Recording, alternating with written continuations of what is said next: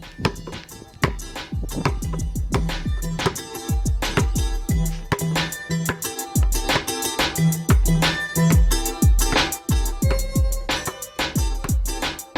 Hoop Heads Podcast is brought to you by Head Start Basketball.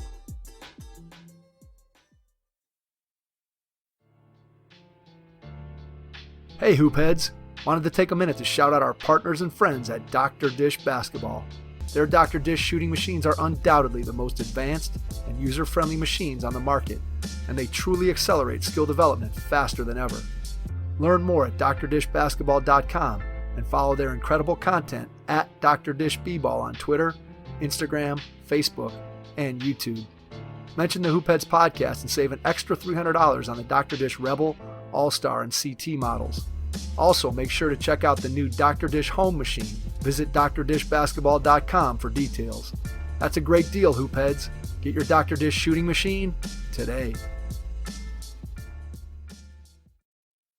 Hi, this is TK Griffith, boys head varsity basketball coach at Archbishop Hope High School, and you're listening to the Hoop Heads Podcast. Prepare like the pros with the all-new Fast Draw and Fast Scout. Fast Draw has been the #1 play diagramming software for coaches for years. You'll quickly see why Fast Model Sports has the most compelling and intuitive basketball software out there. For a limited time, Fast Model is offering new subscribers 10% off Fast Draw and Fast Scout. Just use the code SAVE10 at checkout to grab your discount, and you'll be on your way to more efficient game prep and improved communication with your team. Fast Model also has new coaching content every week on its blog, plus play and drill diagrams on its play bank. Check out the links in the show notes for more. Fast Model Sports is the best in basketball.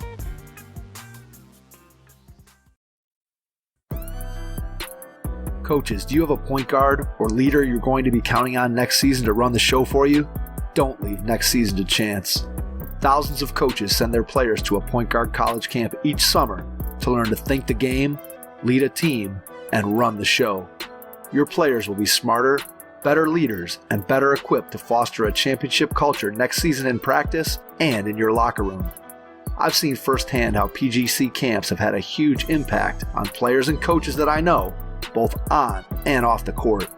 You can go to pgcbasketball.com to find a 5-day, 4-night camp near you. That's pgcbasketball.com.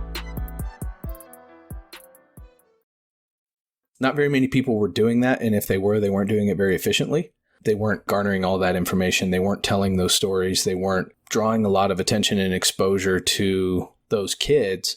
And when we started doing that, that's when everything really took off. Brandon Goble is the CEO and founder of JUCO Advocate, which connects coaches from around the country with players from around the world. Brandon started JUCO Advocate in May of 2016.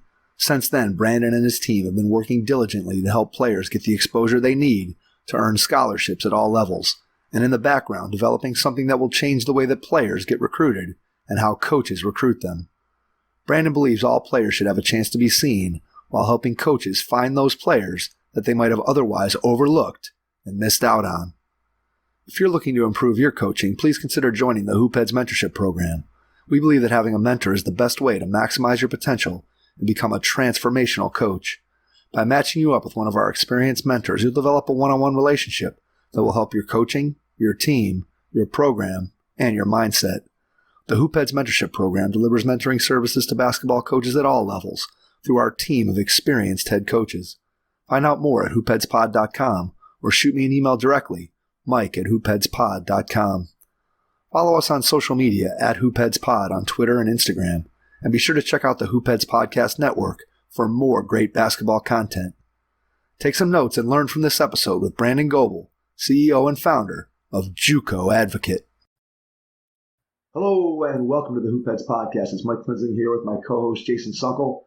And tonight we are pleased to welcome from JUCO Advocate, Brandon Goble, to the Hoopheads Pod. Brandon, welcome. I appreciate you guys having me on. Absolutely. We are excited to be able to have you on and dive into the things that you're doing in the game. I want to start out by going back in time to when you were a kid. How'd you get into the game of basketball first? What do you remember about some of your first experiences? It's funny. My introduction to the game is super different than than a lot of people's. Mine did not start when I was really young. I was an Air Force brat, and so we lived all over the world, and which is funny because that experience has now, I think, become a huge part of why I do what I do currently. But it didn't really have anything to do with getting into basketball. Like I kind of figured out that I was better at doing stuff in the water.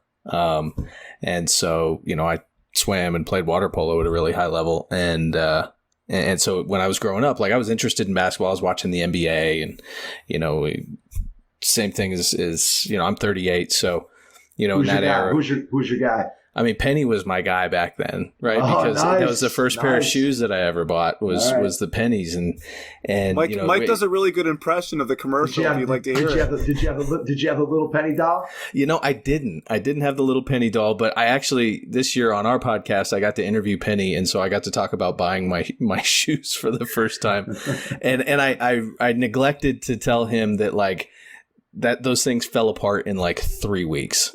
Like I was devastated that I'd saved up all this lawn mowing money to buy these Pennies and they were not well made. But so yeah, I mean basketball for me was like a second breath. So, I ended up when I went to college is really where I kind of fell back in love with the game and especially in the college game and in a really different way because I really fell in love because the analytics side of it. I read Basketball on Paper. I dug into a lot of the math side of it. I did a lot of my own math. And that's really what kind of got me into basketball. I was a fan for sure, but really diving into the analytics side of it. And that's really kind of what got my start. What were some of the first things that you were looking at from an analytics standpoint? What were some of that when you first started going into that world? What were some of the things that you wanted to find out, or some of the things that you noticed, or some of the stats that jumped out at you? Were like, man, hey, I didn't realize that this had such an impact on the game. Well, it was so fascinating for me to remove minutes, right? Like to put everybody on the same level playing field because we were always looking at points per game and all that sort of thing. And so the idea of tempo-free statistics just stood out to me as like this super cool thing that made it so that you could actually look deeper into what was going on in basketball. And I was a big baseball fan before. And so, a lot of some of those sabermetrics and stuff were really starting to take off before it really did in basketball. And so I was into that. And then, I'm watching this basketball stuff kind of develop. And, we interviewed Ken Pom and I talked about just falling in love with that website and kind of really digging into where those numbers came from and what they meant and how you could apply them in scouting situations and all that kind of stuff. And so I just started tweeting about it one day from a personal account, and a staffer at a D1 school saw it and he's like, "Hey, you want to come in and talk to our coaches about this stuff? We don't really know anything about it." And I was like, "Yeah, sure." And I was so naive at the time to really understand the world of college basketball and how goofy that was that some dude off the internet was, going to come in and start putting together these reports and different stuff like that. So, what year was this? Oh gosh, that would have been, it was Larry Eustachy's first year at Colorado State. Okay, so whatever year that was. Okay.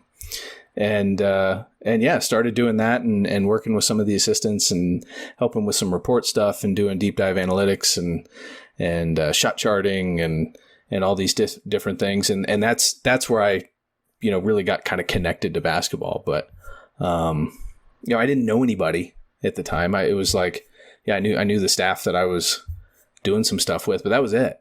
My broader perspective of the college basketball world hadn't really developed yet. But I was in a position where I was having fun doing it. And thought that it was hey, this is cool, but this isn't going to be my thing that I do. Right. I've got this corporate job, and which was awful. And, but I didn't see basketball as a future career for me, growing up, my dad was, in the Air Force and he's a retired colonel and he was so conservative with everything. It was well, what you do is, you go to college and then you get a job and then you work that job until you're finally I've saved enough money to not work this job, and then you retire and then that's it. Right. I mean, that's That's just what you do. And so I'm looking at it. Path, right? Yeah, I'm looking at it going like, all right, well, I guess this is the job I'm going to do until I'm 60 something. That sucks. But I didn't know what else I was going to do. I'm like, all right, I'm good at this thing. And so the basketball thing was just like this nice release for me to be able to go and do things that I enjoyed. And then oddly enough, just fate so happened that, met somebody that kind of sent me spiraling down this path that I'm on now, 6 years ago. And here we are today. So. That first time you go into the basketball office and you're going to sit down and you're going to start sharing some of the numbers and the things that you had put together, was there a strong feeling of like, man, I'm not really sure that I belong here? Or was it more, as you said, that you were just so naive? You're like, man, I've kind of figured this out, and these guys really could use what I'm having. Which one of those better or more accurately describes kind of how you were feeling that first time you walked in and sat down with the coaching staff? Fortunately, the second thing. Like, I think if I'd have gone in and been intimidated and just be like, I don't like this, I don't know if I'd have kept doing it. But, fortunately, my job, my real job, was, talking to a lot of people and kind of explaining a lot of things and analyzing things and pulling things apart and getting people to understand it. And so it really wasn't that different for me. And I'm not somebody that's ever been intimidated by talking to anybody. So for me, like, these guys, they weren't on like a pedestal for me, even though they're wonderful people and have now become lifelong friends and all that kind of stuff. Like, I don't know. I was naive enough to not be intimidated, which was perfect. Because now when I work with young coaches and things like that, and I'll say, hey, let's get on the phone with so-and-so, or, come over here, I'll introduce you to whatever. And you get the bleary eyed, like, oh my God, look on their face, because these are the guys that, these are their idols, right? These are the guys they look up to. It's, whatever. And I'm like, It's funny that you say that. I don't know that we feel quite exactly the way you just described it, but there certainly is some of that with the podcast, where there's people that we've had on that we would have never had the opportunity to talk to if we didn't have the platform. It's not like you can just call somebody up and say, hey, I want to talk to so-and-so. Right. But when you have something that you can offer them and you can have this platform, it makes it much easier to at least be able to get to them and have that conversation, which has been interesting. It's not something that we expected when we started it. We kind of we didn't even start it as an interview show. So it was a completely different show when we first started it. But right. It's just interesting how that particular piece of it has evolved, where it's like, yeah, we might as well reach out and see what's the worst thing it's going to do is somebody's going to say no. And, yeah, I think that's a thing for young coaches too, is that they're always so terrified of somebody telling them no. That it's now they're instantly intimidated. And I mean, a seasoned head coach can smell that a mile away. And, if you're not intimidated, if you're just like, hey, you know what, I'm going to jump into this thing with 2 feet. If I get told no, oh, well, life goes on, and that's just kind of how I've approached everything that we do at this point, is like, I kind of always joke with people. It's like, I say what I want. I don't worry about, whatever. And, I just am not afraid to ask. And, absolutely. When you kind of approach it that way, you'd be surprised how many times it actually works out. So what were some of the things that in those first few coaching staffs that you met with and you started sharing some of the things that you were finding, some of the analytics that you were looking at, what were things that they were looking for that they previously didn't have access to? Can you go back and think about what were some of the things that you were bringing to the table that were different from what they already had or what they had access to? For me, it was a lot of the things that I talked about were not normal scout stuff, right? So, when you're talking about ball screen coverages and you're talking about all that stuff, I looked at it and I'm like, cool, like, do your thing. But here's something else you should look at. And so focused a lot on, like, who are the worst foulers on that team, especially in the starting 5. Spend your first 3 or 4 minutes just going after that guy. Get him out of the game. And they're like, why? And I'm like, well, here's the math that says efficiency-wise, when that guy's not in the game, their win percentage drops. to whatever, right? As compared to when he's in the game. Get him the hell out of there. I don't care how many points you score in the first 3 or 4 minutes. Give him 2 fouls. And now you're playing. They're playing a lineup that they haven't been planning on playing very much the entire week. And I mean, adapting on the fly like that is not something that guys like really like to do, especially when it's one of their starting 5 guys. And so it was different things like that I kind of, focused more on, was like, hey, here's what happens to win percentages based on, lineup changes, or did a lot of shot charting stuff, like figuring out like who couldn't shoot from the left side of the floor. There was a kid that we put together a whole scout chart thing on, and it was basically like, I don't know if this guy's cross-eyed or what, but like he cannot shoot from the left side of the floor. Overload and just push him there. He'll take the shot. He's not afraid to take it. It's just not going in, and so there's a lot of that kind of stuff. And that was even what probably made it good, though, was that I was coming from not a basketball background. And so I had a little bit of fresh eyes, I think, on how to affect outcomes. And so it was different. Like there was a lot of things that we talked about that just weren't typically part of the discussion. And so that was kind of the thing that really set the whole ball in motion for me, as far as really just falling in love with the game and watching more basketball than anybody. And spending a lot of time like really honing my analytics side of things and honing my own algorithms and, different stuff like that. And I just so happened that, as I was going through that process and trying to figure out what I wanted to be when I grew up, met Solomon Heine, and he's now the JUCO Advocate logo. But Solomon was a player that wanted to walk on, and the coach wasn't interested in looking at walk-ons and stuff. And I said, well, I don't know anybody in basketball outside of these 5 guys that I, see all the time. But I'll work you out and we'll film it and we'll send it around and see what happens. And Solomon was so different because he'd been in the military for the past 6 years. So Solomon was like 24 or something like that. And his clock had stopped because he'd joined the Air Force. And so there was kind of this natural affinity to him where I'm like, I don't know what I'm doing, but I like you. And I like the fact that you're an ex-military guy, and, I'm going to try and help you. I don't know how, but, we'll figure it out. And so sent his stuff down, and I had a buddy, Sam Winooski, that was down at Midland Junior College. And he was actually the guy that had reached out to me on Twitter and said, hey, you should come talk to these coaches. And so I said, Sam, you're the only other guy I know in basketball. Like, what do you think about this kid? And he's like, yeah, no, he can walk on here.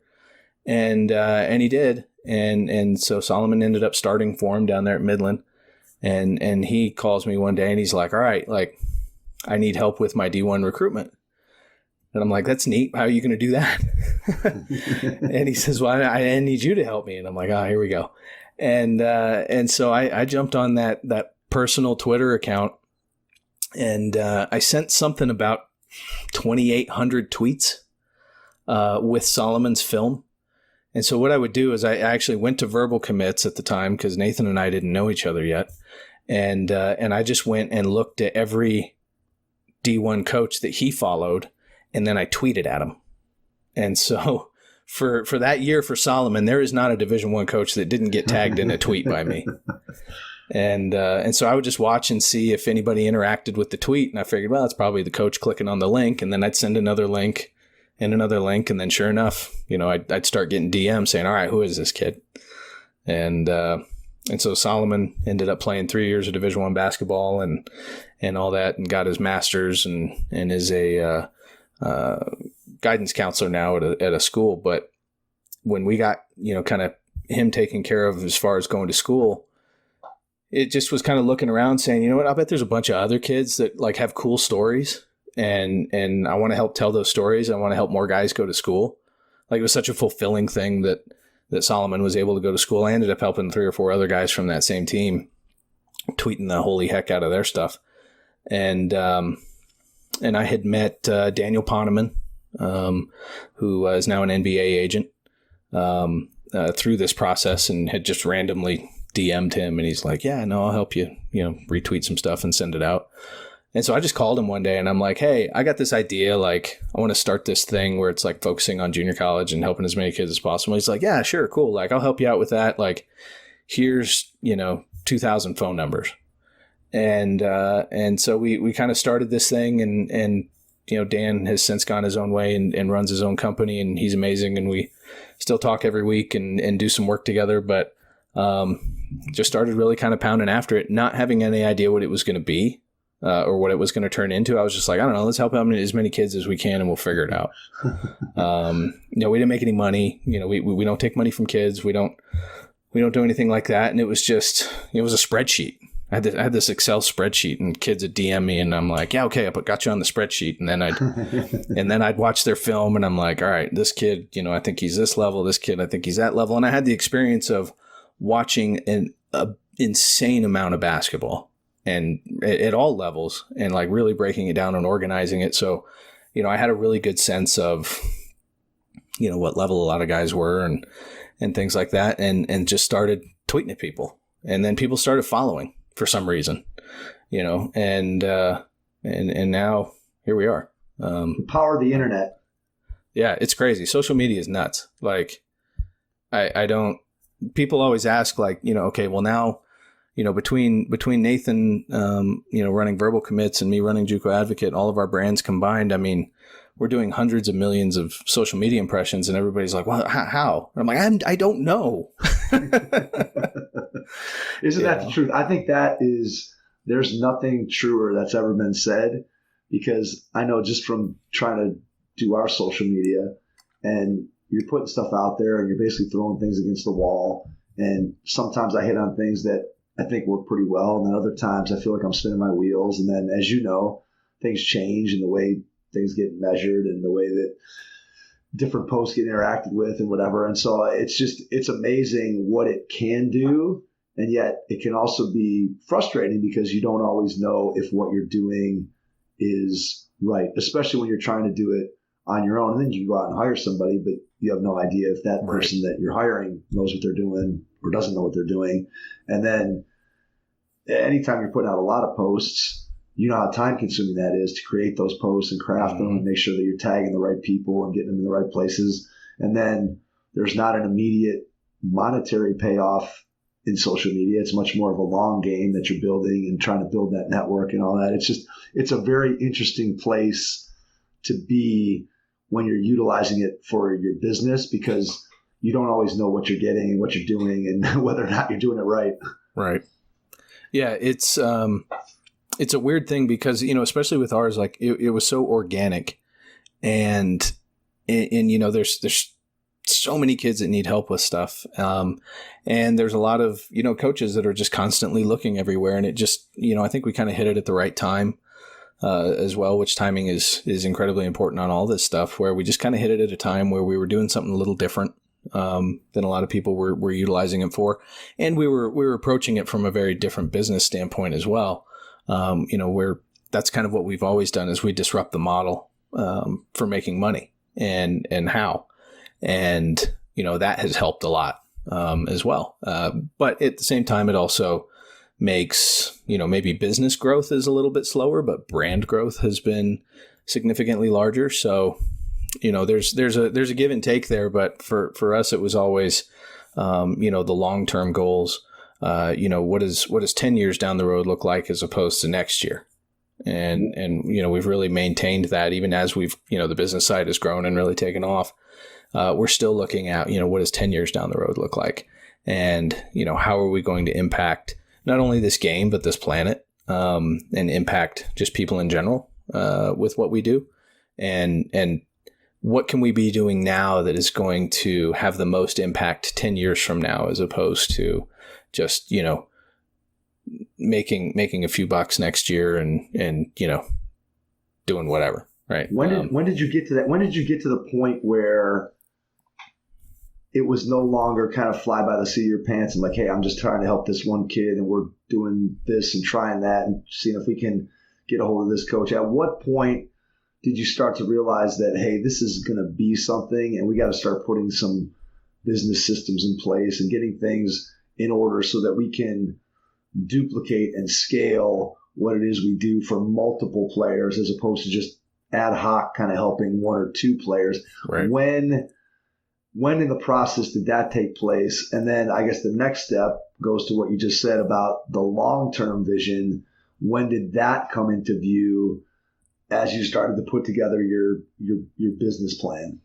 It was probably, within that first year, we kind of had a sense that, there was probably something there, which there was a lot of help from Dan to be able to give us some context and perspective of what this space looked like before we showed up. Because I didn't know anything about it, right? It was interacting with the basketball community from a business standpoint. Like I didn't know who the other players were as far as the businesses. I didn't know what their models looked like or anything like that. So Dan was able to give me some advice and perspective on kind of what the quote game looks like. And that's when I really started sitting down and said, okay, well, how can I break it? Like I'm going to break it and then I'm going to put it back the way that I want it. Right. Okay. What does the business model look like typically, whether it's events or scouting or whatever? Okay. I'm going to take that. I'm going to snap it in half and then we're going to put this thing back together the way that I think makes sense for a longer term, more sustainable business plan. But also just from how can I utilize this to help as many people as humanly possible. And so we jumped into that right away. Matthew Clark is our software engineer. And so we built this thing. We built JUCOadvocate.com, which we figured out real quick was not necessarily the way to do this. So we spent a lot of time and energy, building something that we threw away relatively quickly. But it was a good learning process for us too. As far as figuring out like the best way to access players, the best way to disseminate information, because what we built just like really didn't work, right? It just didn't make sense because garbage in, garbage out, and the technology was great, but it just didn't work. And even now I see a lot of these businesses that pop up and disappear, spending a ton of money. They get angel investors and they get all these different things and they build these things and it's like, yeah, nobody's going to use that, or if they do use it, it's, going to be this incredibly like niche market kind of thing. And so, we get pitched on a lot of those things too. Every couple weeks, like, somebody wants to talk about their business and their technology platform and stuff. And we're fortunate that we've already been through it, and kind of seen what that looks like. And so, early on, we kind of figured out, all right, we're going to have a lot of irons in the fire. This is going to be more than just a tech business. This is going to be more than just a website. And it took some time to really kind of figure out what we wanted to do from a technology standpoint. And it just so happened that, as I'm working on things and I'm working on different projects and I'm constantly using verbal commits and I'm going, I need to get with Nathan. Like we gotta see about working together on this, because I think if I take what we do with Matt and in this his software know-how and all that sort of thing, and we put it together with Nathan and what this incredible thing that he's built over the last 9 years, like we can probably do some really dope stuff. And so we're not quite there yet on the tech side of it. It's underway. So people are going to see some super cool stuff coming out soon. That's, for us, we think is going to be a game changer. Not just for us, but in the basketball space. And it's really going to, be kind of like our home base for all the other things we do. And the funny thing about social media, we talked about like brand growth and all that sort of thing, but social media has also been kind of the thing that has connected me to all the other spaces that I didn't know I would ever be working in. Like the international side of stuff that we do a ton of. And even then, some of this domestic camp things that we work with Dan on there in Chicago, and we're going to expand that, doing these inner city free camps for kids and all that sort of thing. And I look back on it and I go, geez, all that came from Twitter, which is weird. It really is. I mean, it just is amazing how interconnected it is. I mean, the basketball world in and of itself, as I'm sure you know, is very, very small, and you're one or two people away from being connected to just about anybody for sure at any level of the game.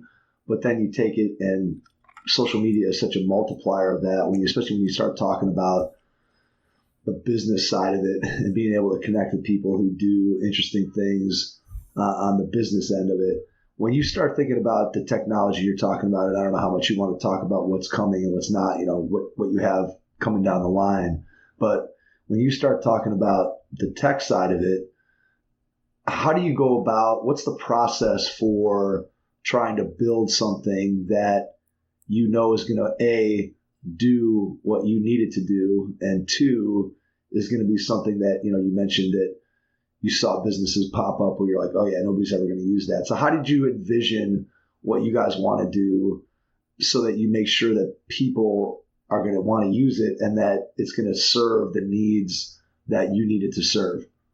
Well, I mean, a big piece of it was trying to really wrap our arms around really as much of the community as possible, as opposed to just talking about, the guys that are going to the NBA, just focusing on the recruitment of the highest of high major guys and all that. It was more, there's super cool stories and lots of information and people want to read about, these top level guys, but we were having such a great experience, like being a part of the lives of kids that were going NAIA or D2 or D3 or junior college or, whatever. And so we kind of found that, not very many people were doing that. And if they were, they weren't doing it very efficiently.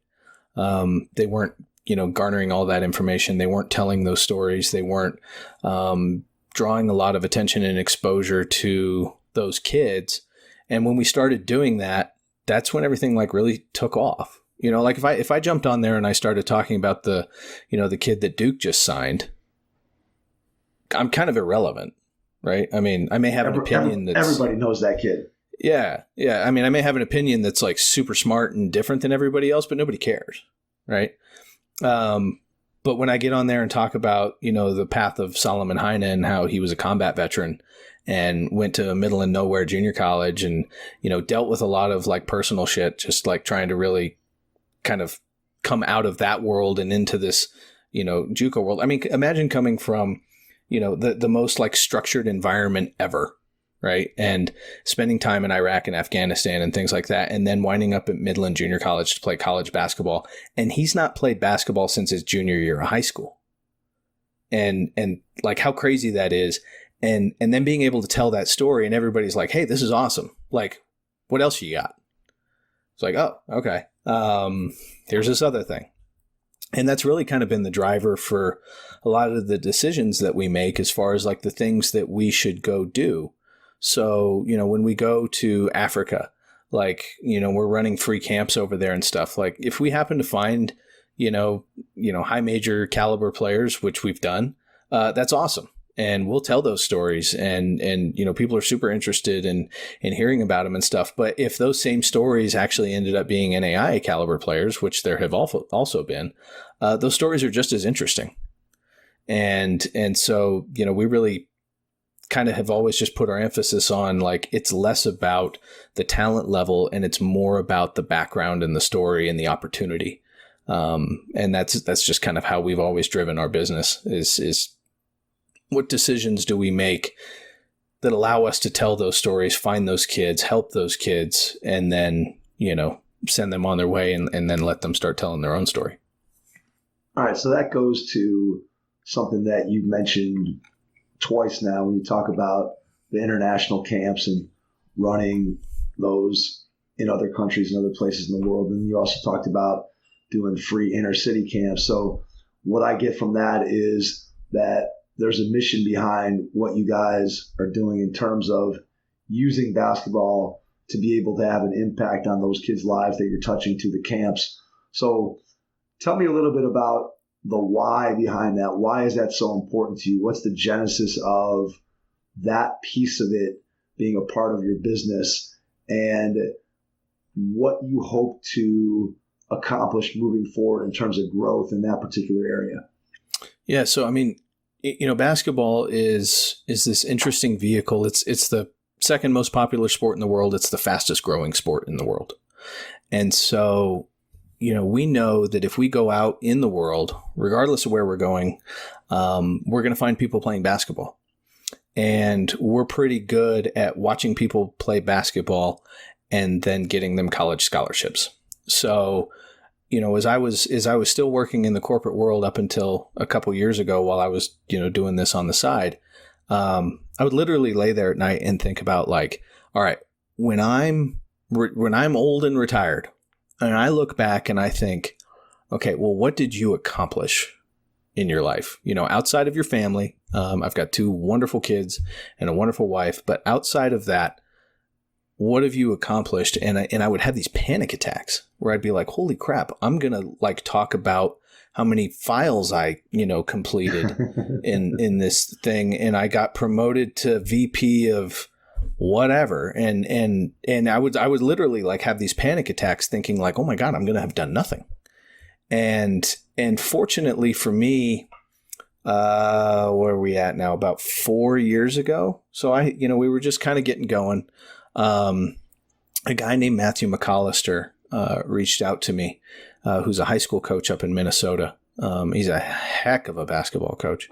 And, he hit me on Twitter and he said, hey, I'm the national team coach for Tanzania, which means I go over there and try and get kids to play basketball because by national team, like we haven't played in a major tournament like ever, in Tanzania. So we're really taking a grassroots approach to this. And I was wondering if you want to come. And I'm like, yeah, strange dude from the internet that I've never met before or ever even heard of. Let's definitely go 10,000 miles from here to an East African country and do basketball stuff. And so it was funny. Like at the time, I'm like, yeah, no, sure. It's like when you're drinking with your buddies in college and you're like, let's go to Europe. And they're like, yeah. And then the next day you just, you go about your life. That was totally like the conversation with Matt where I'm like, yeah, let's do it. All right, man. See ya in the next DM. And he just like kept hitting me about it. And he's like, hey, I'm going in like 6 months. I'm going in like 4 months.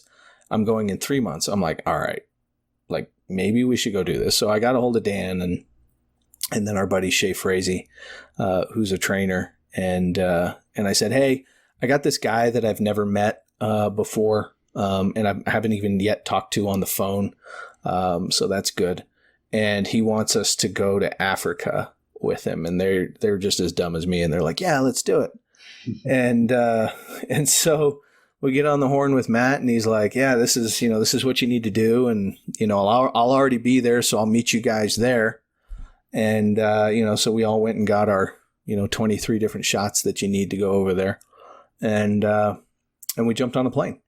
And so the first time I ever met Matt McAllister was in Dar es Salaam, Tanzania. Fortunately, he showed up at the airport to get us and didn't catfish us. And so we get off this plane and none of us had ever been to Africa. And even though I'd traveled around the world when I was a kid, I really hadn't done crap since I'd moved back to the States.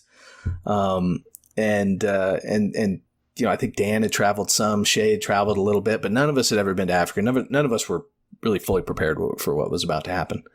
And so we go and we go to this hotel that's in downtown Dar. And as soon as you're driving, to this hotel, you're just like wide eyed, right?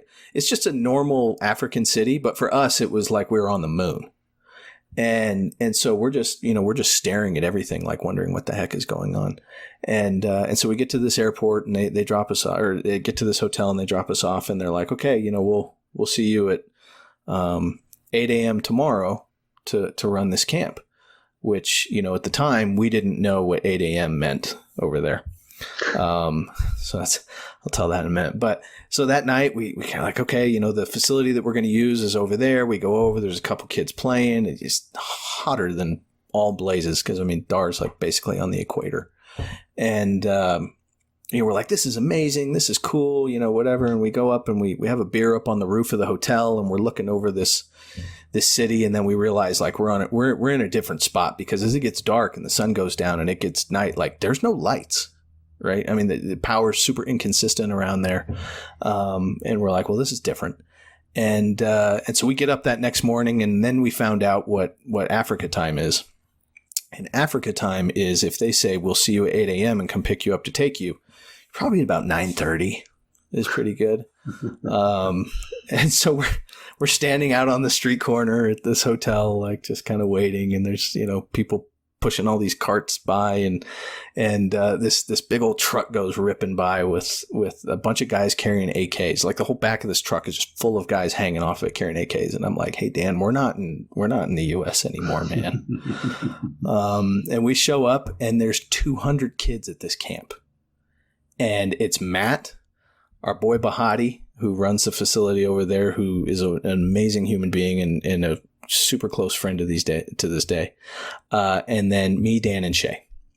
And Shay is, he's a trainer. Like he can run these camps. He can put kids through the drills and stuff. Dan and I are observers. We're not camp runners, right? Like as far as putting the ball on the deck. Right. And so we got 200 kids there, and Matt and Bahati and Shay are running 200 kids through these drills. And Dan and I are looking at each other like, I don't even know what's happening right now. What are we supposed to do? And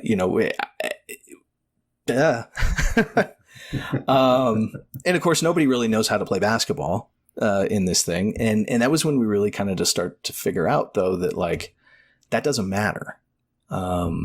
Especially when you scout over there and you recruit over there and things, it's different. Like you have to just be prepared to look at things with a different eye. It's like an artist, I guess, is like the only thing I can say. Like some people see different things in art, right? So when I watch players, especially when I'm in those kinds of environments, like I'm looking for different things. I don't really care how good you are at playing basketball, because I have to assume that you're just not anywhere close to being as capable at that moment as somebody I'm going to go see in the US, but I'm looking for potential and I'm looking for ability to grow. And I'm looking at those kids like they're a lump of clay. And I think, man, what if a coach that like this kid has no bad habits because he has no habits. And, a coach gets that for the first time and like, what are they going to be able to do with that? And so seeing that and thinking like, you know what, like this is probably not a bad idea. I think there's a lot of kids here that we can help. And then really getting to spend a lot of time with those kids too. And going to their homes and meeting them and meeting their parents and, hearing about like what their dreams are and different things like that. And, we were able to help 5 kids from that camp. 5 kids have played college basketball and or are about to play college basketball from that camp. A couple of them were war refugees from Congo that were kind of refugees in the city there. And so you get to spend time getting to know these kids and everything. And look, most of those kids at the camp knew that like, hey, I'm not playing college basketball. They were just happy to be there. And we were happy that they were there. We got to spend time with them and get to know them and stuff. But, we met kids like Atiki Ali Atiki, who's going to BYU next year. And he'd never really played organized basketball before. And by not really ever played, like definitely had never played organized basketball before. But, you saw something in him and you talk to him and you spend time with him and things like that. And you kind of think like, man, there's something in this kid that's just different, right? Now, it helps that he's tall. He wasn't that tall back then. He was about 6'8". And, it's just there's something in there. And I think he's going to work hard and I think he'll just listen and he'll absorb things. And, because you spend a week doing stuff. And when you teach him something and he repeats it right away, you're like, all right, there's something in there. And, now Atiki is, flourishing and was recruited by Oklahoma and West Virginia and San Diego State and ended up choosing BYU, which is crazy to like think back to like when we were there. And I tease him all the time. I'll send him pictures of him when he was, about 175 pounds soaking wet. He's about 232 now. And I'm like, hey, you remember what this guy, look like? He's like, yeah. And I'm like, all right, well, remember when you came over, because he went to Canada, we set him up with Angelo Provenzano at London Basketball Academy. I said, remember when you showed up in Canada, like you had to promise this guy in the picture that you were going to work hard, and you did. And look where you are now. But that doesn't stop. When you get to Provo here in about 2 or 3 weeks, like you still owe that promise to this kid. Right? Because you got all those other kids. There were 200 kids in that camp at Tiki, and you were one of 200 that got this opportunity. You owe all of those kids because they're all watching you. And he gets it. And, a lot of those kids that we deal with now in those things, I have the same conversation with all of them. It's like, hey, I wish I could find schools for all 200 kids. I can't. It's just not a reality. So if you get this opportunity, every time you make a choice that doesn't lead to your own personal success, it doesn't matter if you're a great basketball player. It's more about being a good human, a good student, a good citizen, all that sort of stuff. And the basketball part will come. But every time you make a choice that is not, trying to be the best you that you can be, you're letting all those guys down because they didn't get that opportunity. And so we spend a lot of time like having those conversations with these kids where, say, hey, I can, for some reason, I'm able to help you do this thing like better than almost anybody. I know enough people. I have enough connections. People trust me. I get it right more often than not. So fortunately, they'll listen. Like, I can get you this opportunity, but this is on you to actually succeed. I just had a conversation with a kid today that's from Ireland where I had that same conversation. Like, hey, you know how many kids in Ireland would love to be here and have this opportunity that you have? Like, this choice is yours. Like, you're talented enough that the choice is yours for how good you're going to be, how far you're going to go. And again, I don't care if you wind up at Kansas or Kentucky Wesleyan. Like, it doesn't matter. It's all the other stuff. And if you get your education and you're successful in the classroom and you're a successful human being and you get your degree, like, we won, right?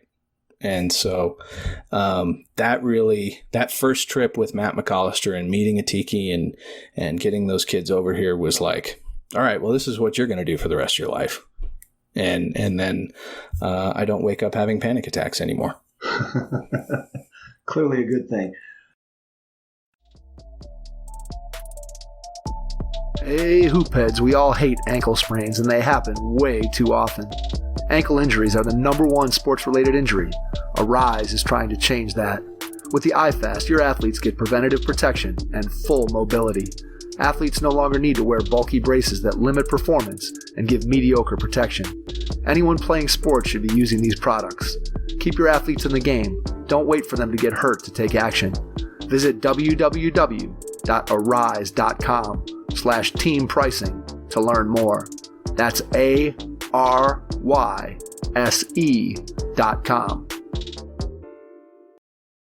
I would think that, just to go along with what you were talking about, that those kids that you bring over, not only are they representing the kids that attended that camp with them, but they're also, in a way, they're also advocates for the next generation of kids who are going to come up behind them, where you say, okay, this kid came over, had success, whether that's on the basketball floor, the classroom, in their life, and now the next coach is that much more willing to take a chance on somebody who attended a camp or was recommended by you guys, whatever the case might be. And it's just to be able to have that impact where, again, it's not just the impact on one kid, which is clearly important, but you can also impact that next generation by continuing to open doors to a place that those kids may not have had access to previously. And to me, I can see where the reward in that for you guys and what you're doing as part of your business can be just, again, astronomical. And when I think back to what you said about your 10-year plan and wanting to have an impact on, on the world, it's one thing to be able to bring kids to play college basketball and have an impact on them in that way and on their coaching staffs, on the programs that they come to. But ultimately, if you could have a positive influence on that kid in their life, and then that translates to the other kids who are around them and opens up more doors for people who may not have had opportunities previously, I can see where the reward in that goes well beyond anything that you can measure in your bank account. Yeah, for sure. And we've been so incredibly fortunate to meet the right kids early. And then, have fortunately been able to continue to meet the right kids. And I don't know if that's luck or divine intervention or what, but, meeting Atiki and little Jerry Cabantu, who's down at New Mexico Military, and Corleance, who's a girl that plays over here now. But then even like Gideon George, who who also plays at BYU, but he was from the Nigeria camp, and his story has kind of blown up and gone everywhere because they showed, they did a little doc thing on it that played on CBS during the NCAA tournament. And, Gideon is the world's greatest human being. Like, he's just one of those kids where you're like, holy cow, if you had a whole team of these kids, like, you'll just win as many national championships as you want.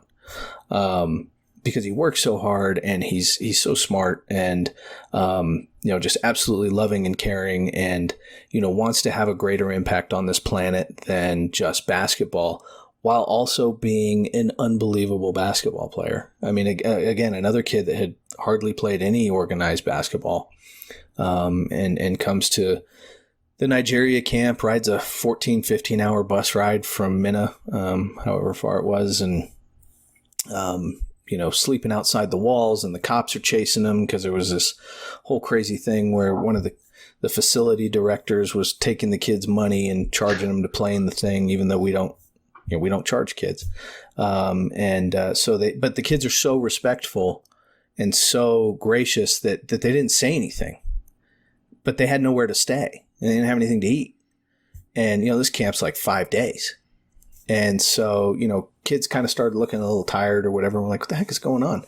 And finally, somebody else, one of the other people that worked at the facility, told us what had happened. None of the kids ever said a word. And so we had this, I don't know, I kind of lost my mind, and got into a shouting match in a foreign country in a far-flung off city with somebody. And hopefully the AK-47s weren't around at that point. No, they were. Fortunately, a couple of them were on our side. And, we hire security now when we go into these things. And so fortunately, I mean, that whole thing was nuts. If there was a video camera there, that thing would have gone viral. But anyways, we got it all figured out. And so Gideon comes to New Mexico Junior College and wins Freshman of the Year in the Whack-Jack, which is bonkers. I mean, it's, arguably the most difficult league in all of junior college. It's like high major junior college basketball. And he, just starts dominating just by sheer effort. He still didn't have any idea what he was doing. And so he continues to play, and he's an all-league guy, and then goes to BYU, and halfway through the season, now he's a starting 3-man, for a top 25 Mark Pope BYU team, and goes to the NCAA tournament. And it's just bonkers, like, to see that. And then, one of the things he focuses on is sending shoes home.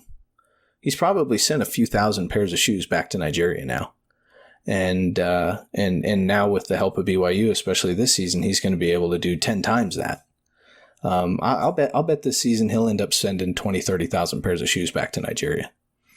And so he's utilizing his platform to help people back home with something super specific, because the highest transmission of disease in Africa comes through their feet because they don't have good shoes. And so it's not really just like a basketball thing. It's like, just having any kind of shoes thing. And so now kids are tweeting pictures of their new shoes, and, they're thanking Gideon on the internet and all this sort of stuff. And it's just crazy to think about, like, him taking advantage of that opportunity, not only to better himself and his family and all that sort of thing, but then help all these thousands of kids back home. And to take this platform and just really run with it. And so for us, we've been so fortunate that we got to meet somebody like Gideon, because Gideon allows us to help the next kid, right? Because now everybody's saying, like, oh, I would love to have a Gideon on my team. And it's like, cool, we're going to go try and find as many Gideons as we can. Now, they may not all be as good at basketball players as Gideon. And we hope that they're as good at human beings as Gideon, but we're going to try. And, people have been accepting of that, where it's like, it is a little weird. It's a little tough for some of them now to say, okay, I'm just going to sign this player sight unseen. You're sending me some bouncing, grainy video from a broken court in a foreign country. And I'm like, yep, here we go. That's what we got. That's what we got. So, we go down to the Caribbean, Tyreek Singh, JP Frederick, a couple kids that came over and are being super successful now. And so we get to tell those stories, and we get to, have these lifelong relationships with some of these kids now. And it's just such an amazing thing, because like their effort and success leads to just so many more opportunities for other kids, not even necessarily in their own country. Right. I mean, they're just by them being them, they're helping kids completely, passively. They don't even understand that they're helping other kids. So what does the relationship look like long term? Obviously, you're staying in touch with your guys that you bring over and that you help them to find the right place to play, the right school for them, the right level. But as you move forward and they continue to go and they grow in their college career and then eventually they graduate, what do you anticipate the relationship being like between you and those players that you've been able to help? And what does that look like on your end of it? It's such a weird thing, because it's not something I ever expected, to where you have these relationships, even if it's just a phone call, periodically or whatever, like they're relationships you're going to have for life. Because you're kind of like, you're a little bit like family now, where, you've helped them with something, but in turn they've helped you, they've helped me, just personally, as far as growing as a person, finding purpose, things like that. And so you have like this extra special relationship that you don't typically have with, just your normal friends, or things like that. And so, I mean, when I'm 60 years old, I'm probably going to spend 5 days out of the week just, making phone calls to people that I know, that I enjoy talking to, and finding out what they're doing. There's, now that we've been kind of doing this for 5 years, the first crop of kids that are kind of done playing basketball, but are having kids of their own, or, getting master's degrees, or starting their first jobs, or still playing professional basketball or something, like, we talk to those guys, all the time, and it doesn't have anything to do with business. And that's honestly probably the most rewarding part of the entire job, is, being able to help tell those stories, putting them on a path for them to start writing their own story, and then getting to continue to kind of just hear it straight from them, later on. Absolutely. I think when I think about some of the conversations that we've had with coaches here on the podcast, and so many of them talk about what you just said, which is they love coaching the players in the moment. They love the thrill of victory, the X's and O's, all that stuff. But ultimately, it's those relationships that they've built with their players, where 10 years down the road, 20 years down the road, when there's a new job, when there's a marriage, when there's a birth of a child, when there's some other big life event, that they're being dealt in on that with those players that they impacted, and how gratifying that can be, and how gratifying those phone calls are, or those visits are, or those invitations are that you get after the fact, and not when you're in the heat of the moment, but long after you realize the kind of impact that you had as a coach or a business owner or a teacher or whatever it may be. To me, there's nothing more valuable than that. We've had so many coaches that have shared a similar sentiment, and it's interesting to hear you say that you didn't necessarily expect that. But again, I think anytime you're having as great of an impact as what you're able to do, I mean, you're essentially changing, especially someone from a foreign country, I mean, you're essentially changing their life trajectory in a way that is immeasurable. So it makes sense that those people want to stay in touch with someone or somebody that has had that kind of impact on them. And it speaks to the mission of what you talked about right off the top of, hey, we have these things that we're doing in foreign countries, we're doing them in the inner city. We want to be able to have an impact beyond basketball. And really, when you think about it, the game, I forget now who said this to us, but said something to the effect of what a privilege it is to be able to use something that we love, the game of basketball, to be able to have an impact on people. And right. To me, that's really what it's all about. I want to ask you a little bit about some of the things that you guys do at JUCO Advocate here, sort of on a more business side of it, where you talk about there's 3 different sort of arms that you guys try to impact. So you're talking with players, there's services you provide for players, there's services you provide for the junior college coaches, and then you have some services that you provide for NCAA or NAIA coaches. So just talk maybe a little bit about each one of those separate services, what you do, how you do it, and just explain that part of the business model. Yeah. So we've got the scouting stuff that we do.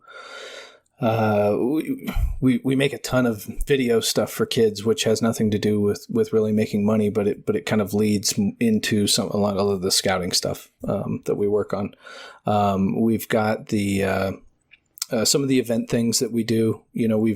We've got our Undiscovered brand that we work on with some other folks, and that's kind of the inner city camp side of things that we're going to continue to expand, where the plan is to continue to work with NBA players sponsoring those things, so that those kids camps, it's easy to maintain those as free camps for kids, because we do have a 501c3, the Advocate Foundation, that we also operate, that we're able to do a lot of these things through.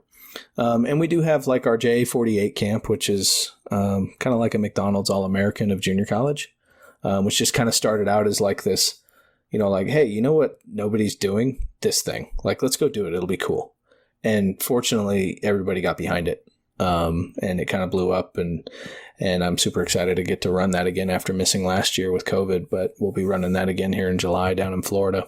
And so we've got that stuff. The website sort of things, as far as advertising and all that sort of stuff goes. And we've got some changes coming. So we've kind of established ourselves in a lot of ways with different ways that we can make money and continue to grow the business. And now we're sitting down and looking at it and saying, all right, let's break it, and we're going to put it back together in a different way. And so we have some approaches that we're going to be taking from sponsorship side of things, some media sort of things, some NIL stuff as that becomes more readily available down the pike here soon, for different revenue models for us, where we're finding more ways to make even more stuff free for everybody while also growing the business and growing our revenue streams. And so that's really always kind of been our thing, is like, all right, well, now that this is established, how can we break it and put it back together in a way that allows us to grow even bigger and faster, while helping more people and making things cost even less for everybody, which I know is a super weird way to approach this stuff, but I mean, that's just what we do. I think it's interesting because when you start talking about the business side of it, most people, if something is working, and take that however you want in terms of what that actually means. Right. But when you start talking about taking something that is relatively successful and is working, and then you're going to break it and you're going to go back and try to put it together in a different way, is that a mindset that you sort of always had, or was that something that you kind of had to teach yourself as part of this process of building a business? I think it was beneficial for me to come in pretty fresh into the business and be able to just sit back and look at how everybody else was doing it. And then say, well, I don't think that's the most efficient way to do something. And so if I would have probably grown up in basketball and, spent all my summers playing in AAU events and things like that, I probably would have just kind of been indoctrinated to this is how it is. And I think fortunately for me and how we approach business, I didn't have that. And so, I could look at things and say, well, I think I can do this different, or I can do this better, or I can do this more efficiently or cheaper, or I can help more people doing this thing the other way. And so, we're looking at lots of different things, the media side of it. We're looking at fashion stuff like personal branding for players through NIL and allowing them to create their own fashion lines and use, our platform, this massive platform that we have to, for them to take care of themselves with that. And for us, then that becomes another revenue driver and, different things where I've always kind of taken the stance that people like to support cool stuff.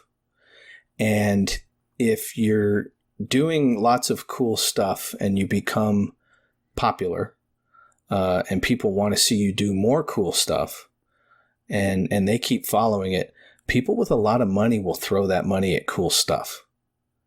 And so I'm always looking from the standpoint of like, what's super cool that I can go do that is going to get enough attention and have enough of an impact that when I walk into a room with somebody that has a lot of money and I say, look at all this cool stuff, wouldn't you like to be a part of it? They say yes. And so that's kind of the approach that we're taking here, and everybody will kind of see how that develops over the next year here, where we've got all this cool stuff that we've been doing. We've got super cool stuff that nobody knows about yet that we're going to be doing. And we've got some people that are looking at our cool stuff going like, yeah, I think I want to be a part of that. And that's exciting for me because, every time I get somebody on board with supporting what we do financially, then I'm able to say, okay, this other revenue thing over here, we're going to keep doing it, but now it's not going to drive revenue. It's going to be free. And that's like a really backwards way of making money, but I think we're figuring it out. So, yeah, we're trying to do cool stuff and get people excited about it. And then a few of those specific people have a bunch of money and they want to be a part of it. And the best way they can be a part of it is with a check. Well, and it also, from your perspective, it also allows you to continuously reinvent what you're doing and also challenges you in different ways in terms of, okay, I'm sure that when you started with this thing, you mentioned fashion. I'm sure that at no point when you first, when you're sitting down in the coach's office sharing analytics, you're not thinking about, hey, we may eventually want to build some fashion brands alongside what it is that we do. It's just, but yet in the course of doing it, now suddenly you're involved in something that you never would have thought you were going to be involved in. And I know that one of the things that I enjoy doing is being able to figure out and try to put your hand into different pots. And I probably do that to my own detriment to some degree, where I want to be able to learn more. I always tell people there's so many interesting things going on in the world. There just isn't enough time in the day. When I hear somebody say, oh, I'm bored, I'm like, there's like a million things that I'd want to learn more about or do or figure out.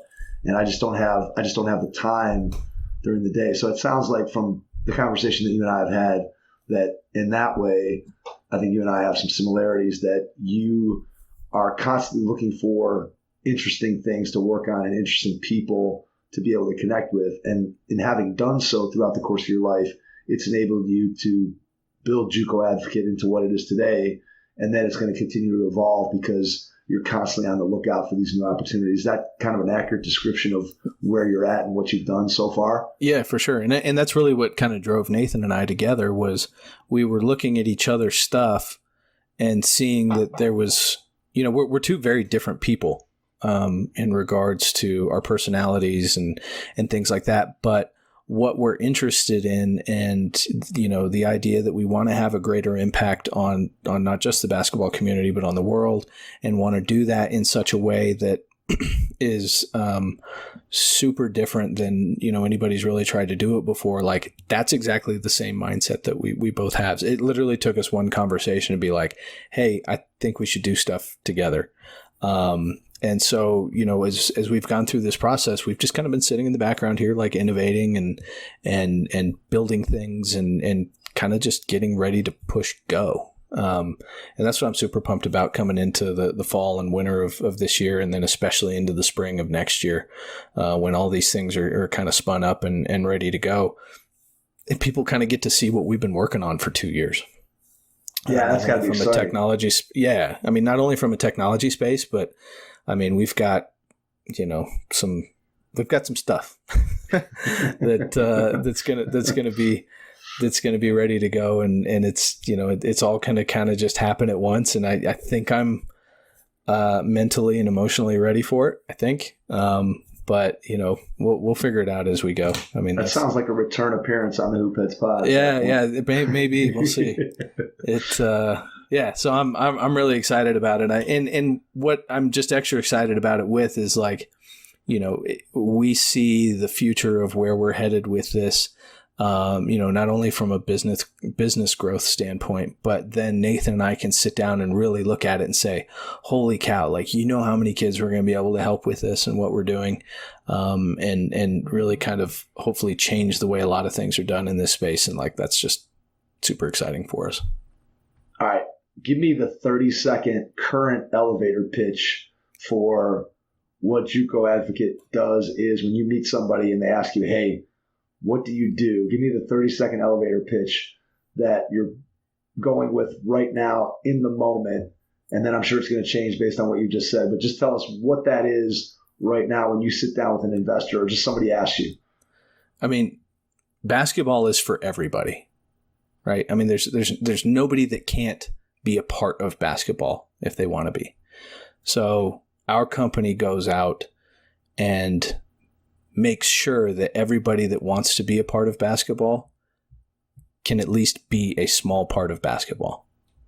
And so that's what we spend all our time doing, is going around the world and going all over the country here and spending time on the phone and working in a technology space to make sure that if you want to be a part of basketball, even if it's a very small part, you can be a part of basketball, because basketball is literally for everybody. It's for people like me that never played basketball before. It's people like Nathan that is more on the tech side of it. It's for people that like Atiki and Gideon that are, maybe future NBA prospects. Like, it's for everyone. And so we want to make sure that everybody has that opportunity. Makes sense. Great answer. I think it clearly states what it is that you guys do and the impact that you want to have. I want to wrap up by asking you one final question, Brandon, and that is, when you think about how important it is to build a network of people, we talked about earlier how interconnected the basketball world is, and I'm sure you could speak to the interconnectedness of the business and technology side of this thing too. But if you were going to give someone advice about building their network, I think about you building trust with coaches so that they know that when you come to them with a player, that what you say they're going to get is 99.9% of the time going to be what they actually get. How do you build those genuine relationships, that genuine network connection? Because we know that in the coaching profession, which a lot of our audience is made up of coaches, that having a genuine relationship with somebody can lead you to your next job, can lead you to your next opportunity. And yet you don't want to seem like you're always just asking for things and having somebody to go to and say, hey, can you get me the next job? But building an actual honest relationship with them. What advice would you have for coaches out there in terms of building relationships with other people in the basketball business? I mean, I think brutal honesty is where it starts. And you just can't be intimidated. Now, it's definitely a little different for me than it is for a coach, in some ways. I think what some of these people appreciate most from me is that I'm just always as candid as possible and as honest as possible with them, because otherwise, if I'm BSing somebody on something, it's going to come back and bite me in the ass. And it's going to harm the relationship and whatever. And there's plenty of guys that I have just a very business relationship with, right? Like, our interaction is, tell me about this player. I tell them about the player, and then, we move on. And that's fine. There's nothing wrong with that. But there's so many relationships that have been built over having those discussions and then just being genuinely honest with them about what I'm interested in, why I do what I do, what really strikes me about, maybe this player or that player, and it maybe doesn't have anything to do with their jump shot, right? I'm like, hey, get on the phone with this kid and ask him about his life story, talk to him about his mom, whatever. And then they go, geez, you were right. Like I love this kid. I don't know where he fits on the team, and maybe I'm not even going to recruit him, but okay, you kind of see things from a different perspective. And I think if you're just genuinely honest and really also just expose who you are, the ones that you want to work with and the ones that you want to work for, if that's why you're really networking, is to kind of establish those additional connections for like job stuff later on, they're going to appreciate that. The ones you don't really want to work with and don't want to work for, then they're just not going to get it. And that's fine. Like you don't need to worry about the number of connections you have. You need to worry about the number of connections you have that actually matter. I've got probably 5,500 coaches' cell phone numbers in my phone.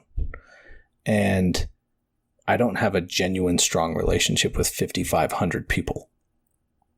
The ones that are important and matter, that's fine. The ones that are just kind of casual and cursory and whatever, like that's fine too. Everybody has those relationships, but I put myself out there. You even see on like, on the Twitter account on JUCO Advocate, like verbal commits is very just database, information. But over time, like the JUCO Advocate account has really been just more of a reflection of me. And, I'm not afraid to say stuff. I'm not afraid to call things out. We do have some additional things like Project Rise that we do that are social justice based as far as getting more Black coaches into Division I basketball. And I don't mind like saying that stuff on the internet. And if people have a problem with it, that's fine. I probably didn't want to work with you anyways. So, I put myself out there and just really focus on those relationships that matter most. And that's my network. And you'll find like pretty quick that like-minded people tend to group together in this business. We're a little cliquey, right? Some of the people that are my best friends in this business are also best friends with other people that are some of my best friends. And that's just the way that works out. And, if there's somebody that just wants it to be a strict business relationship, that's perfectly fine. Like, I have no issue with that whatsoever because this is a business and they're trying to do their business the best way that they know how. And I'm trying to help kids. And if that means that my business relationship with this person helps a kid, well, that's perfect. Done. The transaction's complete. I say, look at this kid. He looks at the kid gets a college scholarship, then we won. Awesome. Absolutely. I think it boils down to, as you said, as simple as that. If you can be honest with people and you can be genuine, you're going to end up building really good relationships, and not every single one is going to end up with you being a close personal friend. I think the podcast speaks to that as well. We've had guys on here that we've had them on and it's been great, and then that's the end of it. We've had other guys that we've had on that have become good friends.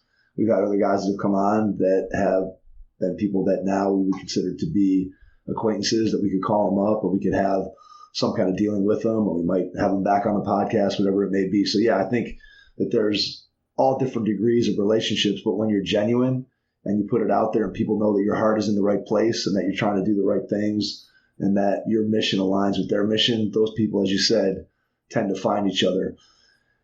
Brandon, before we wrap up, I want to give you a chance to share how people can connect with you, social media, website, how they can reach out, find out more about what you're doing, get involved with you. And then after you do that, I'll jump back in and wrap things up. Yeah, for sure. I'm always farting around on Twitter at JUCO Advocate, saying crazy stuff or posting videos or whatever. We've got at Verbal Commits as well, and www.verbalcommits.com is our baby and Nathan's baby, and the thing that he created from nothing, and now it's crazy to me like how big that thing became with just Nathan pounding away on a keyboard. For those that don't know, every time they see a Verbal Commits tweet, it's one guy. It's just Nathan that does all that, and Nathan updating the database. And so some of these tech things that we're rewriting here will help Nathan with that, hopefully. But so keep an eye on verbalcommits.com. You're going to see some exciting stuff coming down the pike here. And reach out on Twitter. Unfortunately, I can't get to everybody's DMs. It has kind of gotten to the thing where you get 300 or 400 of them in a day, and you do the best you can, sort of thing. But reach out to us there, and just keep an eye on what we got coming down the pike. And we also do the Live Period podcast. You can find that on Apple and Spotify and everything else.